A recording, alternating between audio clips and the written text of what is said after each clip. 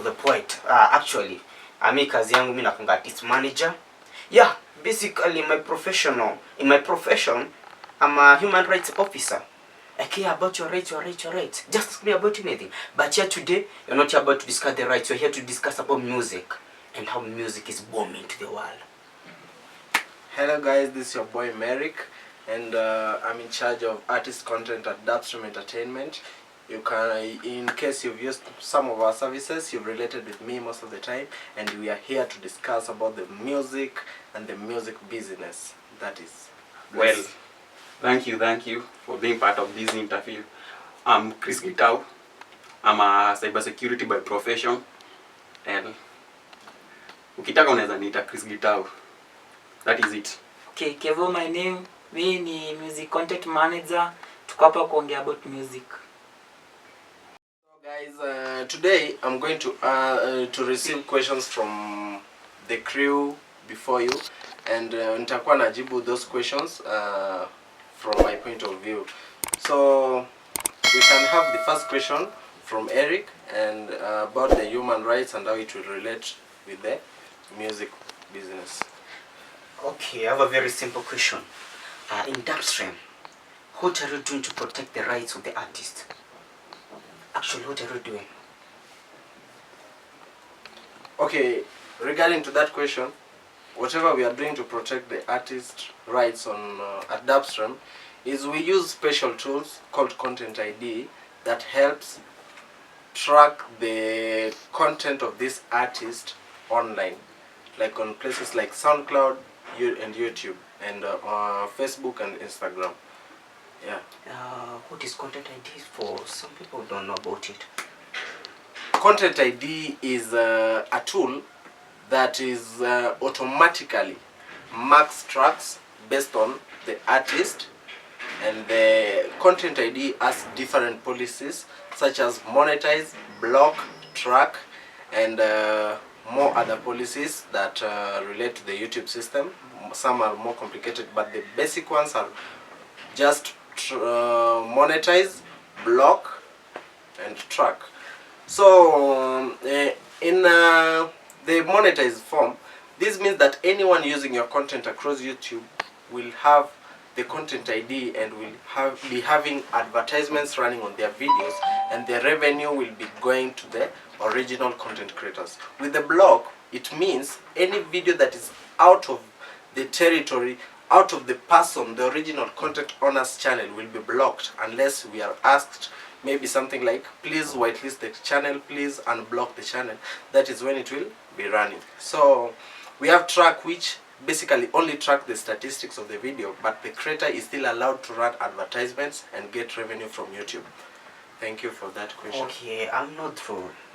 I was asking, so you declare here that in front of all of these people, that each and every artist that signs up with Dapstrem, that his rights is well protected, Dapstrem, and the artist shouldn't fear about anything about copyright issues, everything is protected.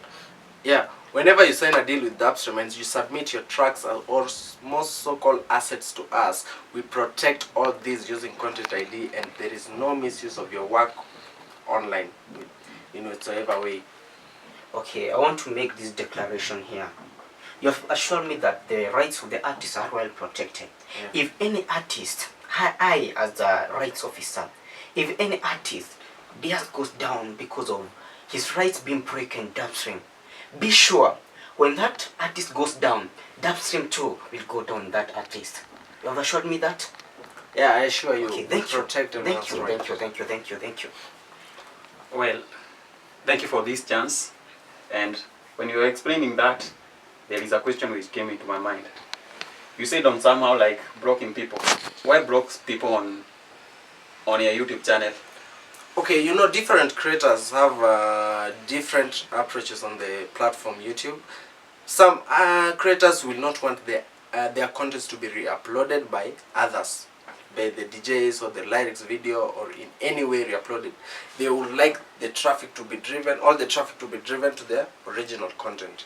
An artist A will decide, like, I want my content only to be available on my channel and the places that I allow.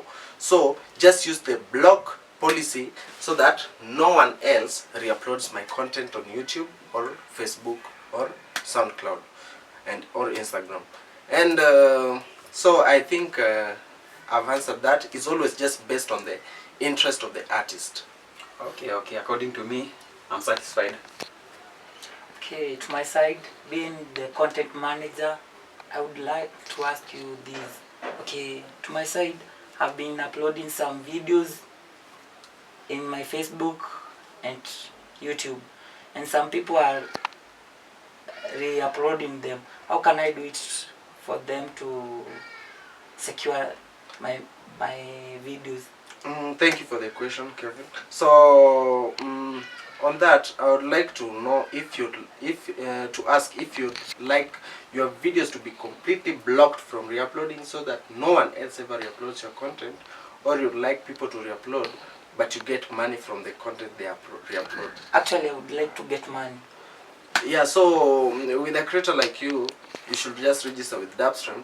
In that case, we'll apply content ID to all your contents so that we monetize all the videos that people re-upload without worries. So, however, how many the copies will be on those platforms or how many re-uploads, you'll still be able to get the money from the videos re-uploaded. Okay, thank you, I get you. Okay. There is this issue of music copywriting. Why should an artist copyright a music? Or what is the essence of putting music copyright? Music copyright is just a basic... Okay, the copyright starts when you're at the studio. Not even when you're at the studio. When you're writing the song. The moment you put down the song and you're writing the song, that is when you start owning the music, the lyrics. And we also do away like... we have a okay, like whenever you get to the paper and you start writing, that's where you start owning the copyright to your content. You go step by step and you get to the level of going to the studio and recording the video. That is you have now the master copyrights for your audio. You go to the studio, you get a video director, directs the video. You have now the audio visual rights to all your assets, meaning you have the copyright to your audio and video. Now remember, there is no proof that you really have the rights to it. So that's where there is an application of content ID. Audio is the content, is like the MP3 version, the WAV version, and audiovisual is like the video version, the MP4, we have so the AV versions. So there are so many formats for videos, and audiovisual is just meaning video. That is audio in visual format. So you own the rights, yes, but you need something that will be able to be registered down. This is my content, and a proof of ownership. That's where the use of content ID works. Let's say an artist prefers not to use any of them, but artist A is the original creator. But then we have an artist Z who is unknown, comes in, gets your music, copyrights it, you get in trouble. You don't know how to clear the copyright issues now. The content is no longer yours, and that's why it is very important to copyright your work before you even upload it on any of the platforms. Because currently we have things that cause strikes. You as an artist, you post a teaser on Instagram, on Facebook, on your status. Someone else goes, downloads it, and uploads it before you on YouTube. You get a strike for it because YouTube will automatically say this is the original content creator because he uploaded it first. So before you get your content to the public, just make sure it is really well protected already using the content ID, and no one can claim ownership of your content. Okay. Thank you. For the sake of our viewers who might not understand the essence of the copyright, does the copyright protect the content creator, or does it protect the viewers? Copyright protects the content creator. Okay, yeah. I would like to ask you, what is music rights management? Music rights management is the way of protecting music content online. Yes, it's like guarding property. Yes, because music is an asset to an artist or an original content owner. So you have to, music rights applies such that how will you protect your music whenever it's online. Actually, from this interview, when I go the outside, from what we've discussed here, I would like to encourage more and more artists sign in with Dapstrem. Everything about you is taken care of. Thank you. Okay, I would like to ask, how does right management works? The rights management works in so many ways. We have lyrics, we have audios, and we have videos. All these are protected at Dapstrem. Whenever you submit us your lyrics, they are protected online so that no one else can recopy part of your lyrics. Whenever someone recopies part of your lyrics, we have deals with the international companies that protect the lyrical rights of the music. So we have no real worries about that. Niulize, wakati mnajaribu kuprotect hizo rights za musicians ama za artist, like ni mashida gani? Unajua mimi kwa kazi yangu mimi ikifanya nikijaribu kuprotect rights mpaka za watu huko nje. Mimi si ati mimi na protect rights za wasanii peke yake. Pia huko nje kuna mtoto pengine mamake amekataa kumpeleka shule. Lazima nijue mtoto lazima apeleke shule, unaona? Sasa mimi hapa kwa juzi ndo nimeingia kwa muziki, nikahitaji nikaona pia wasanii hawa watu rights zao zinahitajika kushughulikiwa. Sasa mimi nakuuliza, unajua mimi kwa kazi yangu kuna zile challenges mimi napata nazo.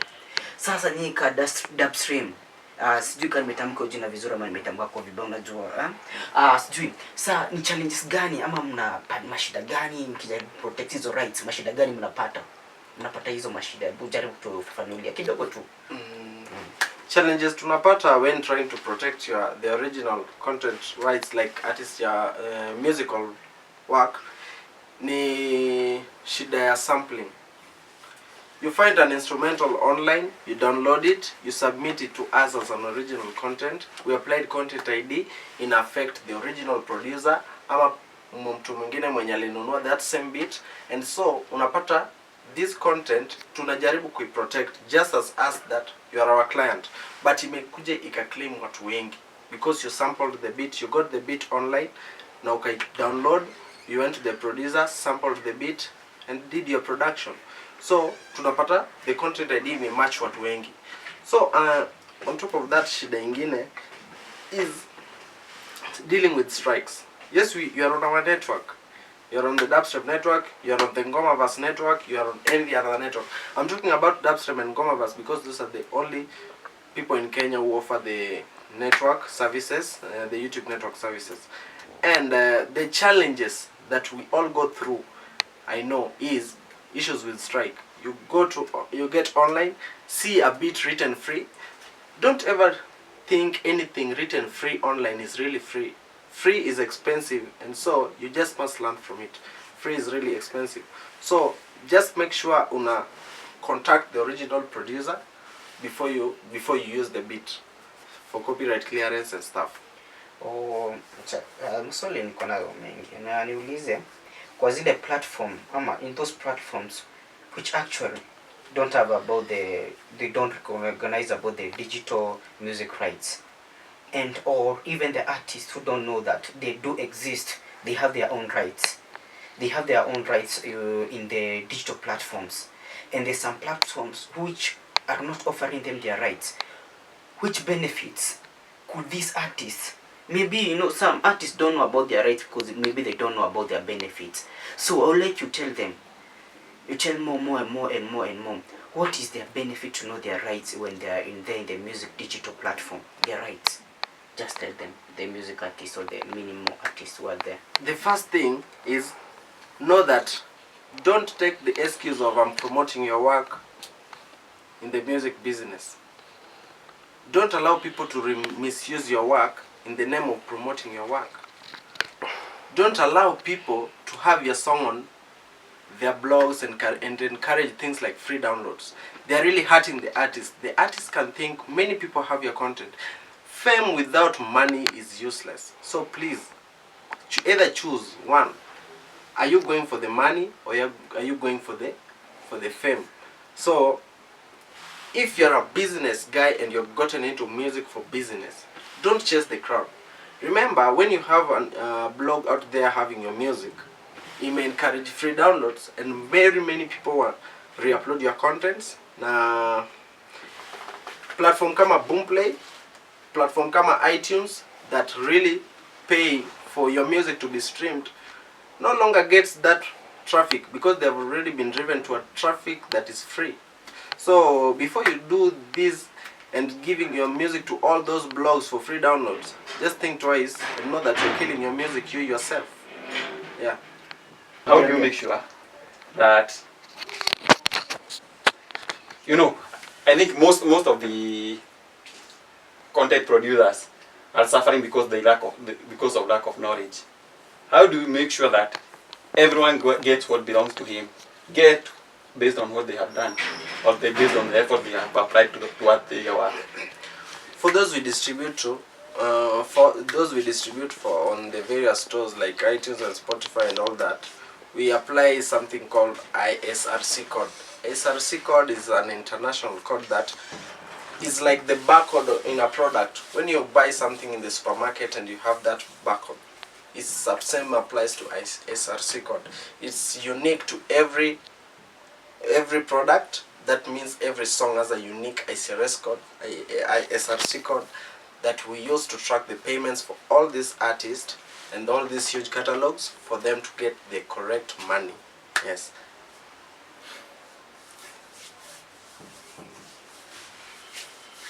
Okay, I would like to ask, how can someone get a ICR code? How to get an I believe you're asking about ISRC code. So how to get the ISRC code is simple. Whenever you distribute with a distributor like us, we always give each of our clients an ISRC code. Yeah. So getting it when you're distributing for you, or when you're managing something like your YouTube, you already have it. Yeah. Okay. Based on that ISRC code, can I generate the ISRC code? No, you can't, because this is given to different specific vendors.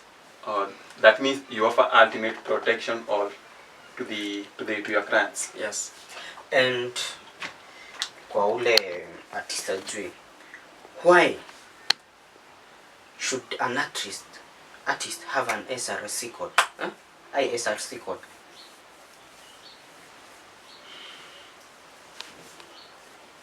Why you need the ISRC code? Yeah, ISRC code.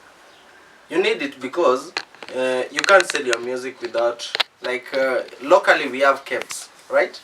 KEPS assigns every product a code that is unique to them and regulates how much a product is sold. So it applies to music. We have international standards that issues ISRC codes to every product. So you can't get your music to any of the stores without ISRC codes. And ni partners wagani wanaoffer the content ID partners? Akina nani hao? I'll talk about Kenya.